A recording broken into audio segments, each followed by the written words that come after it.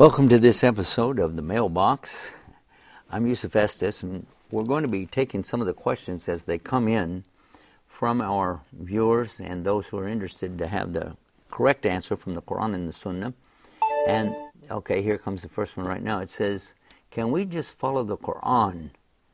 After all, the hadiths are coming long after the time of Muhammad, peace be upon him. And why should we worry about these hadiths, and couldn't we just take the Quran and leave the rest?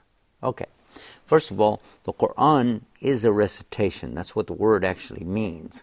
We know the Quran not from paper, but we know it from the minds and hearts of so many Muslims who have memorized it at the time of Muhammad, peace be upon him, and then they passed it on to their students, who in turn passed it on to their students, and this continued up to this day.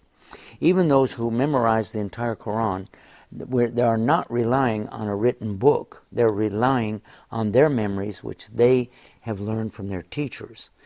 And the hadiths are coming to us the same way. So the hadith, even though they were written down after the time of Muhammad, it doesn't mean that there were no hadith written down immediately afterwards. Nor does it mean that the Quran wasn't written down during or after his life.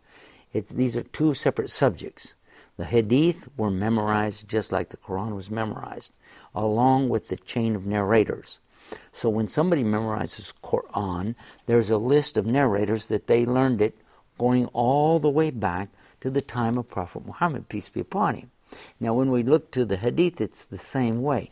We have a chain of narrators. This one took it from this one, who took it from this one.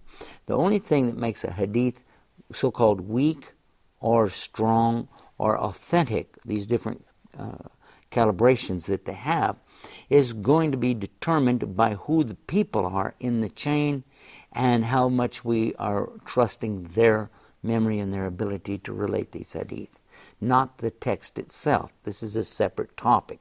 So we look to the Quran. If you take the Quran, you see it says right in it that you have to follow the Quran because it's telling you that you obey Allah. Well, how do you know what Allah said if you don't know what the Quran said? But it also says obey the messenger in the same exact verses. Ati Allah wa ati Rasul. And one of the verses in Quran says ati Rasul, just saying obey the messenger. How could you obey him if you don't know what he said? How will you be able to even know how to pray? Because a lot of what we know in the Salah is coming from the Prophet Muhammad, peace be upon him, the hadith. He even said in a hadith that in the last days that there would be those people who would not take hadith, they would only take the Quran. And we find those people today saying, I just take the Quran, I don't listen to hadith. One of his predictions in a hadith is predicting these very people who deny the hadith. Sounds bizarre, doesn't it? But this is some of the things that we're finding here, the prophecies of Muhammad, peace be upon him, coming true. Now, one of the other things about the hadith I would like to assure you is that there are scholars living today that can easily distinguish between those which are totally authentic, those that are highly endorsed, those that are questionable, and those that are unacceptable. And again, the thing to do is to go back to our scholars, we ask them, and then we sit and we listen to what they have for us. This helps us put it all in perspective. Now, what you can also do is visit our websites that have this type of information. The links are on our main website for IslamMailbox.com. That's where you're going to find videos of this very program you're watching now. Now, again, that's www.IslamMailbox.com. Until next time, peace. Assalamu alaikum.